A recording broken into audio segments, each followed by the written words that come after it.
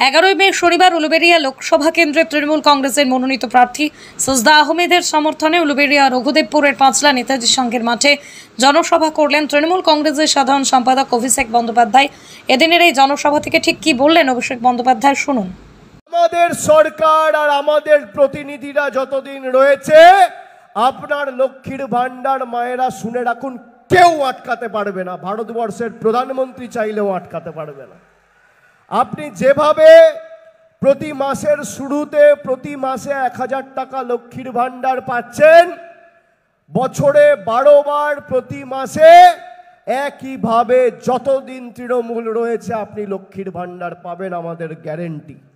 এদের বিসর্জনটা সুনিশ্চিত করতে হবে। আজকের তারিখটা কত?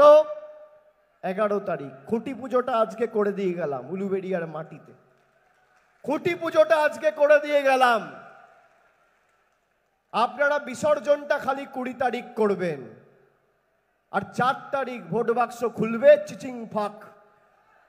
চিচিং ফাঁক। পদ্ম ফুলের নেতারা চোখে সর্ষে ফুল দেখবে। মানুষের অধিকার কি, বাংলার গর্জন কি, খেটে খাওয়া শ্রমিকের গর্জন কি, কড়াই গন্ডায় জবাব দিয়ে এদেরকে বোঝাতে হবে। আর আমার আপনার সবার প্রার্থী মমতা বন্দ্যোপাধ্যায়ের প্রার্থী, তৃণমূল কংগ্রেসের প্রার্থী, এই লোকসভা কেন্দ্রের মানুষের সর্বক্ষণের কর্মী সাথী ছিল সুলতান আহমেদ। সিবিআই দিয়ে অত্যাচার করে লোকটাকে প্রাণে মারা হয়েছে। প্রয়াত সুলতান আহমেদের সহধর্মিনী আপনাদের কাছে শুধু সমর্থন চাইতে নয়, বিজেপিকে চূর্ণ বিচূর্ণ করার জন্য আশীর্বাদ দোয়া চাইতে এসছে। আপনারা পাশে থেকে সাজদা আহমেদকে জেতাবেন। আর উলুবেড়িয়ার সার্বিক উন্নয়নের দায়িত্ব দায়ভার তৃণমূল কংগ্রেসের কাঁধে, আমার কাঁধে। আমি এই সভা মঞ্চ থেকে তুলে নিয়ে গেলাম। কথা দিচ্ছি আপনাদের সকলের পাশে যেভাবে ছিলাম শরীরের শেষ রক্তবিন্দু পর্যন্ত, সেভাবে থেকে মানুষের পাশে কাজ করে যাব।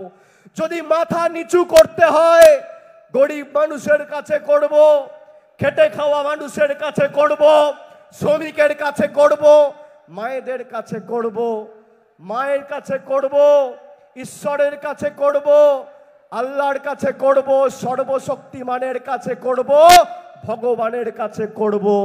কিন্তু দিল্লির বহিরাগতদের কাছে আমরা মেরুদণ্ড বিক্রি করব না, বশ্যতা স্বীকার করব না, আর মাথা নত করব না।